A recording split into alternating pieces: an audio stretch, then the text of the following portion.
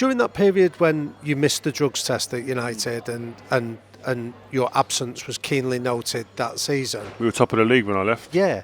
So people definitely noticed you weren't there. But how much of, how did you process that mistake of letting down other people? And it was hard, man. It was hard.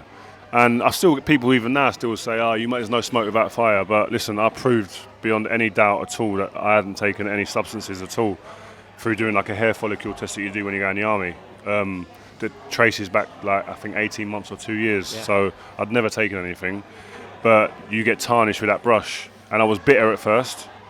I hated the FA. I hated all the people at England who were speaking in my face, who smiled at me but then banned me. I used all of that hate and bitterness, and I used all of that reading all them articles and then people saying he's a drug cheat and he's this and he's that and he's not going to come back the same. And when I trained, I visualised all them people. So did you read those articles about yourself? Yeah, I did. How was that? Yeah, it's not nice, but that was my fuel. It was weird. I didn't like it, but I enjoyed it because I knew that when I'm training and things are getting hard when I'm running or I've got to do a certain gym session, I was just thinking I'm gonna throw that back down that man's throat. Watch, that's going down his throat. And a few times, to be fair, when I came back, I did pull a few reporters. Like, you're right, yeah. You thought I was gone.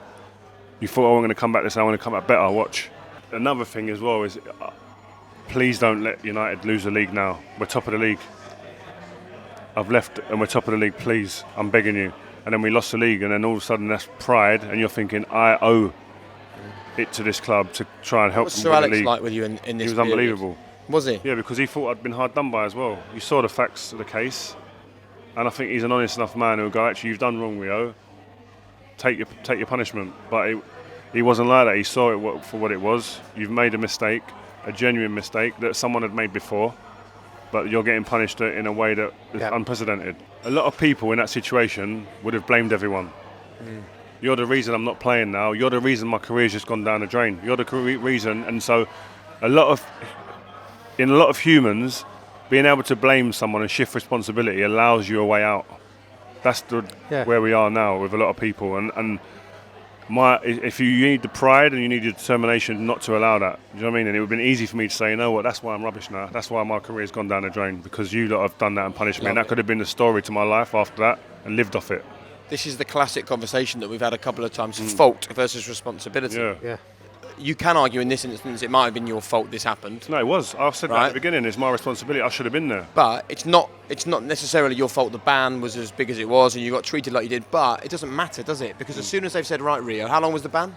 8 months. As soon as they've said, right, 8 months, no football. It's no one on the planet's responsibility at that moment. But mine.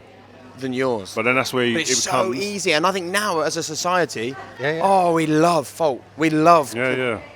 But that's where it comes back from, where I know so in my mind I know there's a date that I come back. Actually, after a little while, it's Liverpool, the date that I come back.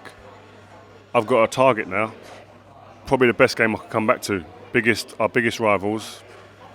So that adds the pressure, and I've always dealt well with having that extra pressure on my shoulders. Like, if there's something on the exterior, outside of the bubble of football, that's adding pressure, I normally, I don't know why, but I've been able to play better.